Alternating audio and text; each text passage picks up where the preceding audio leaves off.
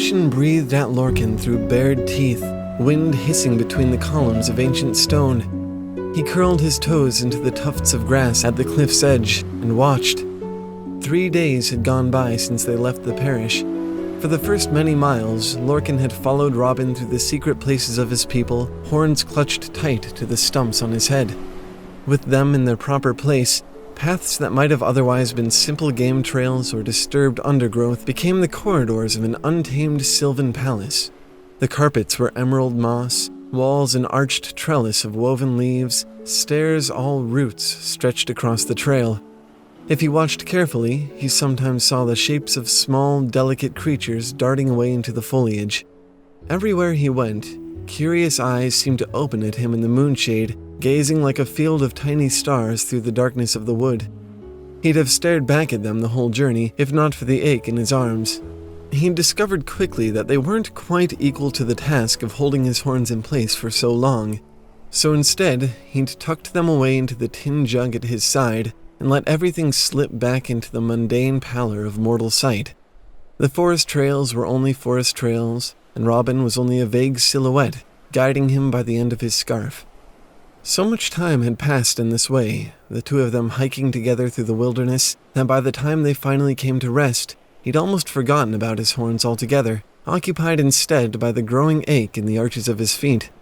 It wasn't until he found himself standing at the cliff's edge, staring for the first time at what he realized must be the sea, that he remembered how little of the world he was truly seeing.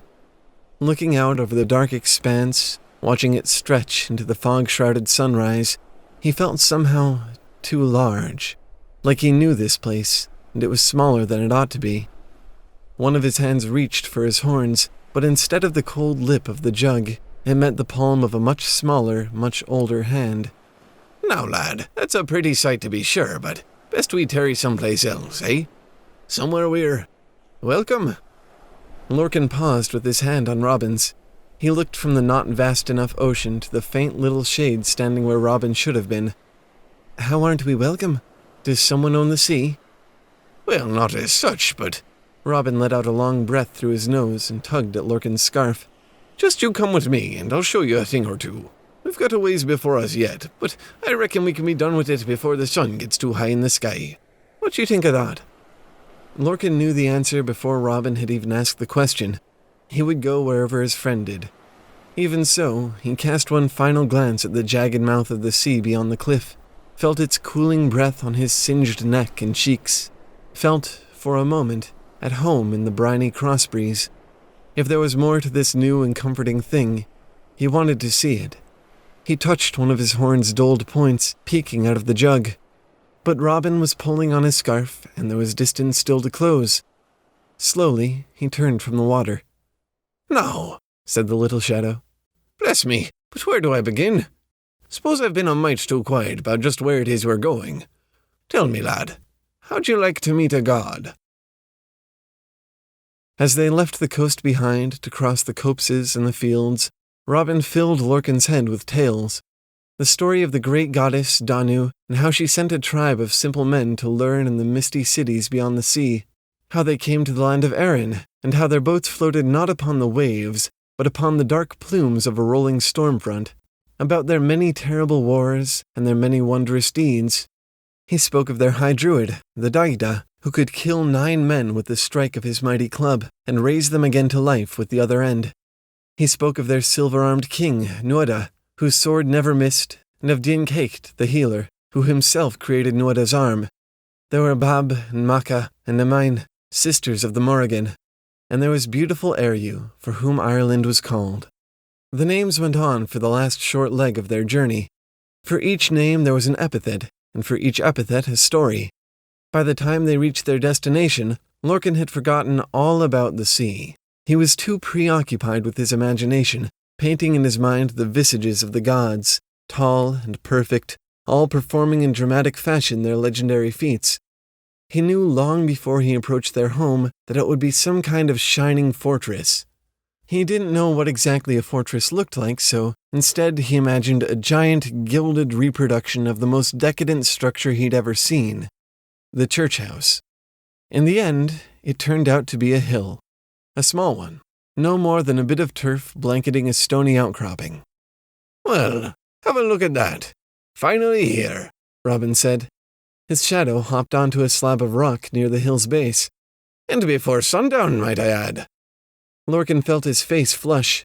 He unclenched his fists, and then his jaw, and then his chest, and, slowly, he exhaled.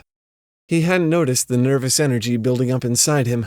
The anticipation had won out over the building dread until now, but if this lump of rock and grass was all they came for, Lorcan almost thought it was a mercy.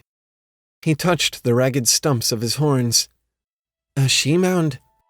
"Is a she as much as I am a shadow? Your horns, lad. You'll be wanting to see this well and truly." An involuntary smile spread across Lorcan's face at the mention of his horns. He hadn't thought about wearing them since that morning near the cliff's edge. He hadn't actually done it since the first day they'd been away from the parish. Eagerly, he fumbled them out of their jug and raised them up over his head, and they slid into place with their familiar clack.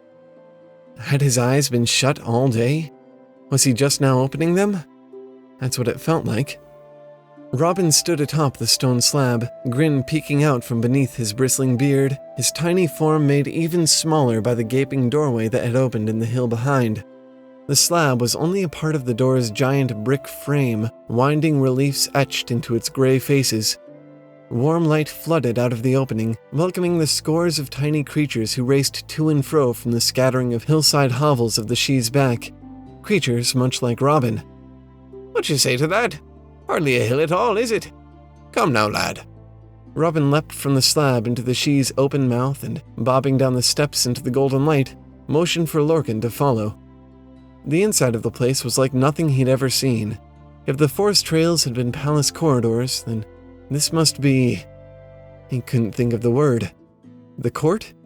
He'd only heard of castles and palaces in Bible stories, and this seemed greater than either of them.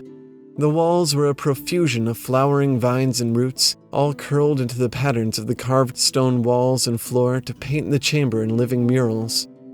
At the center of it, between the fairy creatures hiding in the flora and the little folk with their bags, Lorcan saw a man. He was tall and pale-skinned, and around his head there flittered a crown of tiny, shimmering thrushes. As Lorcan followed Robin near, he ran his fingertips along the fault where his horns connected to their jagged stumps. The man's pale eyes moved over him, and he felt himself shrink. "Where are you off to, little puck?" said the man, stepping calmly into Robin's path. For the first time, Lorcan saw an expression cross his small friend's face that was not entirely pleasant. His brow dipped, mouth drew into a thin line. "You know perfectly well just where it is I'm off to, Angus." Angus nodded his head, but his expression never changed. "A place you've no business, aye." "No business?" Robin threw his arms into the air, aghast. "You going to do this every time, lad? I'm not here for you, I'm here for the lady. I'm as good as feely, anyhow. It's just hospitality to have me around, and bless me, it's the only way you lot are going to learn anything about what's afoot out there. Now, begging your pardon, Angus caught Robin by the mane as he tried to pass. The little man gave a yelp as his feet left the ground. "If you have tidings, you can tell them to me. But, little mockery, I'll not have you walking where Lou Lamfata once did. It's enough that you're alive, and he's not." Angus held Robin up by the hair, looked him square in the eyes. "And how do you come without even a meager tribute? Do you not see your kin toil?" He gestured toward the small folk throughout the chamber, emptying the contents of their sacks. "That'll be Ariel," came a gruff voice from somewhere else in the chamber. A stooped figure in a long, perfectly unblemished robe came to join them. "Coddle the whole world if she could, that woman. She's taken a liking to this one, right enough," he said, waving a dismissive hand at Robin. "But be rid of him, Angus. Let's not make a habit of flooding our halls with the likes of—" He glanced out from beneath his hood, and then paused, sharp green eyes trained on Lorcan. The discussion evaporated. All that remained was Lorcan and this man. No, more than a man, surely, because he was staring not at Lorcan, but into him. He felt the eyes on his soul, and despite his frail nerves, he wondered what they saw. "You," said the robed god after a long moment. "What reason have you to be here?" Lorcan's eyes moved involuntarily to Robin, to the ground, and then back once again to those green eyes. His fingers moved idly against the ridges of his horns. His mouth would not open. "He came," Robin said, hanging uncomfortably beneath Angus's fist. "for a mercy. Don't know what the Fomorians mean by stealing a babe and leaving one of their own in its place, but that's what they done. And look how it went for the lad. Thought you lot would be kinder than this, but I suppose I was deceived." The eyes never left Lorcan. "Is this true, boy? You come for healing?" Lorcan moved his tongue inside his dry mouth. He looked at Robin, who remained uncharacteristically silent. When he spoke, his voice cracked. "I'd just like to see, really see." The god's stare seemed to soften. The ghost of a smile creased the corners of his eyes. "I know another like you, broken so badly he was all but severed from our world. He I fixed well enough that he could rule us all. For a time." He turned away and moved toward a doorway hidden in the flowers. "If you come with me, we'll have a place for you. And," he gestured backward toward Robin and Angus, "you may even bring the puck if it's your comfort." Angus grimaced, releasing Robin at last. Together, Lorcan and the little man followed the god deeper into the She Palace. Lorcan's mind was over-brimming with questions, but the only one he understood well enough to ask was, Who is that?" "Well, that," said Robin, touching the side of his nose confidentially, "would be the healer of the gods himself, Dinkecht." In the best possible way, time had crawled beneath the She. All told, only a week had passed by the time Lorcan left. There were no windows under the earth, but he knew the days by the comings and goings of the wee folk and by the closing of the flower's petals each night. To him, the days were years. He spent a small lifetime among the gods, learning to forget what he'd been and trying to become what they were. On the very first night, Dinkecht had given him an epithet of his own, Lorcan of the Silver Horn, and then fulfilled it by forging for him 2 silver horns.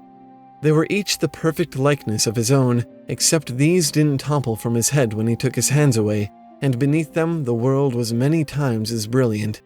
The flowers glowed, the air itself seemed to shimmer with a golden sheen. Even the gods themselves were different.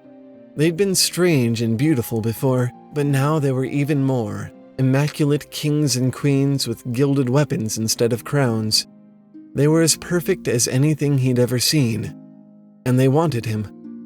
Once the horns were on his head, he spent every moment in their presence, slaking his desire to change with the knowledge they had to share. It was Dinkecht who ventured to teach him of all the world's herbs and how they might be used for wound mending. From the 3 sisters of the Morrigan, Bab, the crow of battle, Nemen, with her terrible war shrieks, Macha, ancient and wise, he learned to see the fire in a man's eye and how it might be turned against another. The Daida himself put Lorcan's hands to a harp and tried to teach his fingers music that would part the clouds. And then, Ariu, the beauty of Ireland, who, Robin had assured him, would have for him the most important lesson of all, if she had ever returned to the She. But all the while Lorcan was there, she was not. Through the making of his horns, the training of all the many gods, and finally his induction into their tribe, the goddess had been absent, and truly, Robin had been the only one who seemed to mind. Lorcan sighed to himself, fingers twisted up in the cool grass at the cliff's edge. The walk back from the hill to the coast hadn't been short, but thinking about Robin and the celebration and everything he'd heard, it felt right. Right to be away. To be here, watching the dark waves lap at the stars. As the days had worn on beneath the hill, Robin's attitude had changed. Subtly, at first.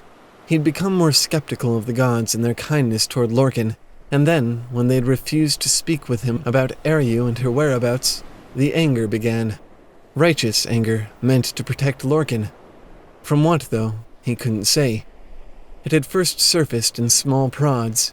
He alluded to the notion that Dinkecht and the rest weren't being honest or genuine, or... Lorcan had ignored it. For as long as he could, he'd pretended it was a figment of Robin's jealousy at how easily they'd accepted him. He went on pretending until today, during his induction ceremony, when Robin's simmering doubt finally bubbled over. Between the challenges to prove his worth to the tribe, games of strength, knowledge, resolve, all of which he seemed to be excelling at, despite his meager training. Robin had taken his hand and told him with a certainty that he was being deceived. The gods didn't want him, Robin had said. They wanted something from him. Everything since Din Caked had first set eyes on Lorcan had been part of a ruse. They were pretending he had all the gifts of a god from the north to trick him into feeling at home.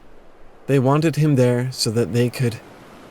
It had only grated on Lorcan. He'd refused to hear it, and the parts he had heard, he'd refused to accept. How could he? He thought that, finally, he'd found a home here. A place where he was not only welcome, but wanted. When Robin announced that they would be leaving that night, Lorcan had said in no pleasant terms that he was welcome to leave on his own. And so it was that Lorcan found himself alone under the Sidhe, alone when he overheard Din Caked speaking with Angus in confidence, alone when he heard them talk of that Fomorian boy and how monsters make fine weapons, alone when he left the Sidhe in tears. And now, here he sat, alone on the cliffside. With his new horns, the ocean was the right size. He could feel how small he was against the enormity of it. He watched his feet dangling high above the water and wondered what would happen if he fell. If he plummeted past the ocean's jutting teeth and let the surf swallow him up, would he be missed? His mind drifted back to the parish. Were they missing him there? Mother and father. Only 10 days had passed, and he could hardly remember their faces. Would they remember his? The reverie was interrupted by a sudden tightness in Lorcan's throat. His hands shot toward it, but instead of the scarred flesh of his neck, he felt the knuckles of a giant tufted fist locked around it. Ha! What did I tell you, lads? Said a low, booming voice from behind. The fist jerked Lorcan around to face its source. In the dim moonlight, he saw the silver-lined shape of a large, fur-covered creature. 2 horns curled out of its forehead. It stared back at Lorcan with its one good eye, the yellow eye of a goat. Saw him not but a few days back, passing through with a wee puck. What luck you've come back, lad, else we'd have missed our fun. Behind the creature, others like it were ascending the incline toward the cliff. They each had 1 withered arm, 1 withered leg, and 1 missing eye, but they moved like nothing was the matter. Soon, Lorcan was surrounded by their yellow-toothed grins and staring goat eyes. Over the chaos of his panicked mind, Lorcan thought of Robin, trying to hurry him away from the coast. What do you lads wager this pup's never even gone to sea? Shall we give him a go? The creature looked over its shoulder at the others, who laughed and hooted and stamped their feet. The fist holding Lorcan extended out past the cliff's edge. He felt the empty air beneath him, and all at once his body began to revolt. His hands scrabbled at the trunk-like arm, legs kicked wildly, neck strained against the creature's grasp. It laughed. The sound of it shook inside Lorcan's head. Look it. Look how eager. Don't you worry, pup. We've got something for you, we do. And then the fist opened, and Lorcan was falling. He knew for one fleeting moment that he was going to die. As he left the creature's hand and descended past the crest of the cliff, he wondered where Robin had gone, and wished that he had followed. But then the monster stamped its great foot, and Lorcan's fall came to an abrupt and painful end. He heard the thunder of crashing waves down below, felt his feet swept out from beneath him, and toppled backward onto... He grimaced, opened his eyes. A staircase? Not quite. It looked like a series of stone columns had risen from the tide to join the others, and together they made a gleaming, uneven path that sloped from the cliff to the deck of an enormous vessel. Like so many other things, Lorcan had never seen a ship, but he knew from the stories that they weren't meant to look like this. It had no sail, and looked to be hewn entirely from stone. With a racket of hoarse laughter, the creatures hoisted him up onto their shoulders and started down the path. As they boarded the ship, one of them shouted the words, "Hail, hail, Silverhorns, king of crippled bastards." They all joined in, and it became a chant.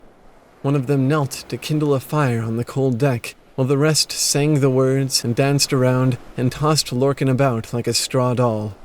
Eventually, he came to rest once again in the grip of the one who had first approached him atop the cliff. His body ached. Welcome aboard, my liege. A right honour to have you on our wee boat, eh, lads? The rest of them gave out a single cheer. My, but aren't you pretty, though? A fine crown you found for yourself since last I saw you. Fine indeed. It grabbed Lorcan's horns between its fingers and used them to rock his head back and forth violently. You know, if I remember rightly, I think I seen its like afore. Course, back then 'tweren't a crown at all, but an arm. It hefted one of Lorcan's little arms, inspected it. No, you got both of yours. Well then, how's about that sword, Lorcan said nothing while it pretended to search him. No sword? It stroked its beard, brow knit together in the mock expression of thought. Lads, 'fraid I'll be needing to make amends. 'Tain't a be-horned little nudda we've caught for ourselves after all. Why, it's just some bastard we left alone somewheres, come back to pay us mind. Little mistake they dressed up in their she jewelry. Mistake? Lorcan's body felt like it had finished its fall from the cliff and been dashed over and over against the sharp rocks. He was trembling. There were cuts in his knees from where they'd hit the stony causeway. He could hardly see out of one swollen eye. And yet, at the words mistake, a pit opened in his stomach, and against all sense his mouth uttered the words, "I'm not a mistake. I never was." The monsters fell silent at the sound of his voice. Beneath his fear and his pain and all the useless knowledge the gods had tried to force upon him, Lorcan felt an upwelling, something unfamiliar buried deep within his chest, swelling, threatening to overfill and come pouring out. It was inside him, and it was in the vastness of the sea. A mass of dark water rose out of the night beside the ship. The entire vessel shook and seemed to tilt the slightest degree atop the building wave. The creature holding Lorcan's horns jerked his head down toward the fire, and the wave collapsed. Not a mistake, eh? It snarled. The sadistic glee had left its voice. The others were watching quietly, eyes reflecting the firelight like embers stuck in their faces. Well, surely 'twouldn't be a burden on you for us to take off your crown and get a proper measure of you then. Lads, why don't you fetch the pipe? We'll be needing a hotter flame in this. One of the others stomped off and returned with a tube of black glass, which the beast took and jammed into the coals. It breathed in deep and then blew into the other end. Lorcan felt the fire flare white-hot before him. Now, my liege, this'll be a mite warm, but don't you fear. 'Twill be done in but a wink. Hail, hail, it said, and the others completed the chant. Hail, hail, silver horns. Lorcan felt his head forced close to the flame. His horns sifted through the coals as he struggled to escape their heat. King of crippled bastards. He could hardly hear the chanting. In his head, he was someplace else. The hand on the back of his neck was his father's, holding him steady over the basin as he sobbed and bled and screamed his inhuman screams. When they pulled him from the fire, he knew his horns were gone. He could see them, still dripping in molten beads onto the deck. There he is. Could hardly see you neath all that finery. Well now, you're not a king at all, are you? The creature scooped him up beneath the arms and held him high in the moonlight. Aye. My apologies, lad. But seeing as you're not royal, and you sure ain't one of us, we've no room for you on our humble vessel. Have we, lads? There was a murmur of agreement from the others. One of them shouted for Lorcan to be tossed into the sea. Been a pleasure, we Silverhorns, said the largest of them. And then, again, Lorcan was falling. He didn't struggle this time. He felt himself descend as if into a deep sleep. There was the crash of the waves. There was the blackness of the sea. And there was, like a warm blanket, the comforting stillness of death.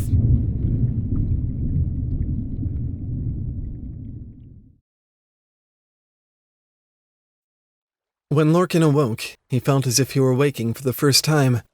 He struggled to remember how to open his eyes. His whole body was like a slab of weathered stone. No, lad, don't stir. Just you lay there for a while, still and sound. Robin's voice.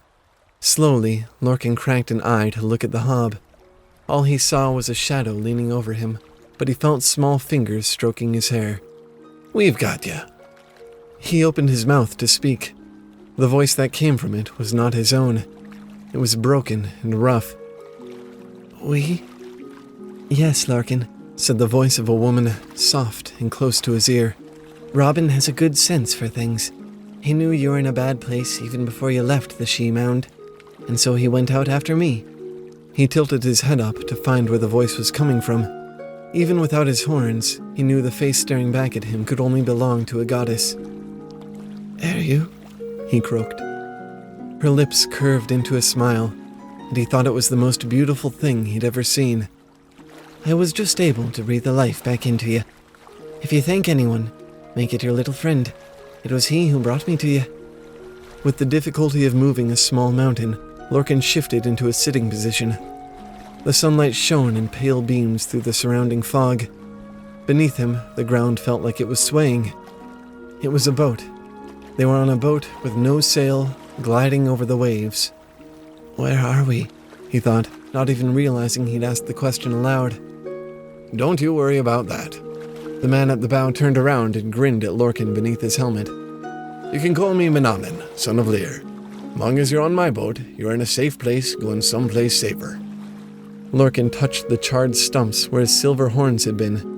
What he was feeling must have been plain on his face, because Robin held up a shadow hand and said, "Now wait, lad.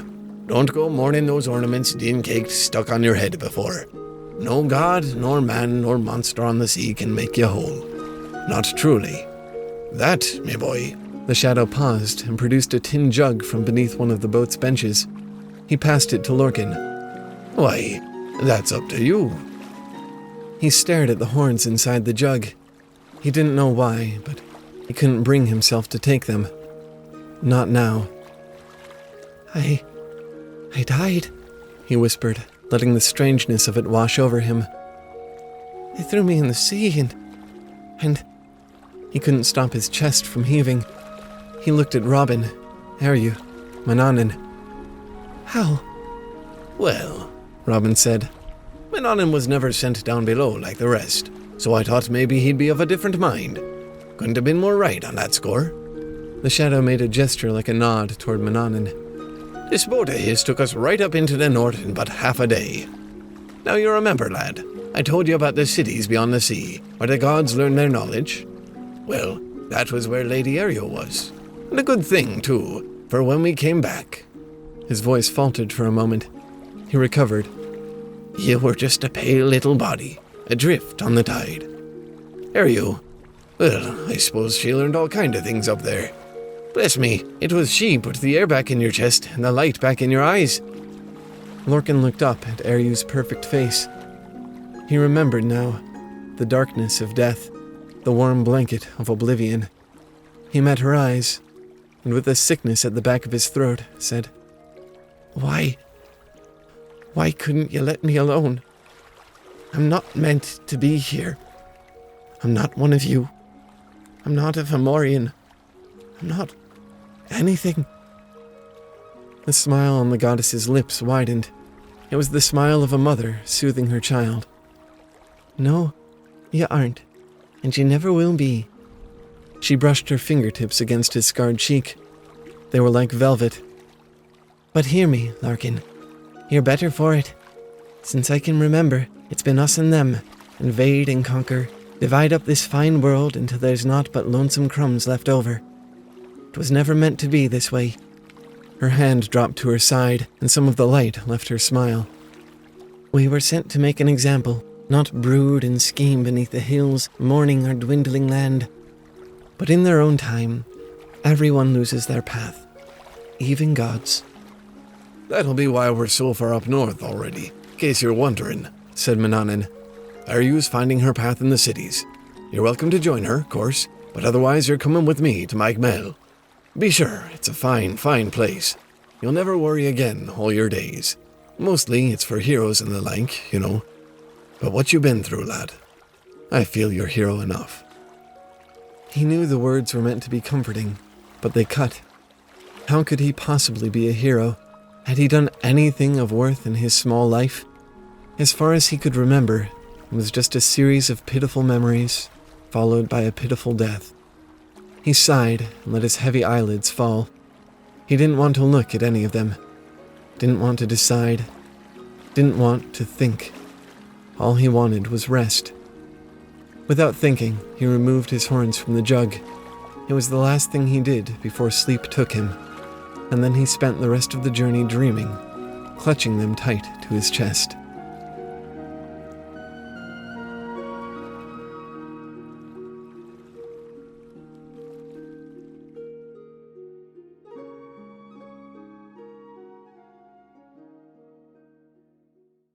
And so concludes our Irish mythology series. If this story seemed a little confusing to you, that's probably because it's actually a sequel to our Celtic folklore story, Devil of the Cradle. We wanted to transition from the folk legends to the actual canon of Irish mythology, with plenty of fictional alterations. We'd definitely be interested in hearing your opinions on how we did and which of the ideas in this story you recognize. And don't worry about the super bad Irish accents and pronunciations, we know what we did. If you want to help us improve for next year, maybe hire a linguist or something like that, you can support us on our Patreon. We'll always make our videos for free, but a $1 pledge could actually make all the difference. Everything helps. Anyway, that's all for Irish Mythology Month. Thanks for watching, and keep making stuff up. We'll see you next month. Bye!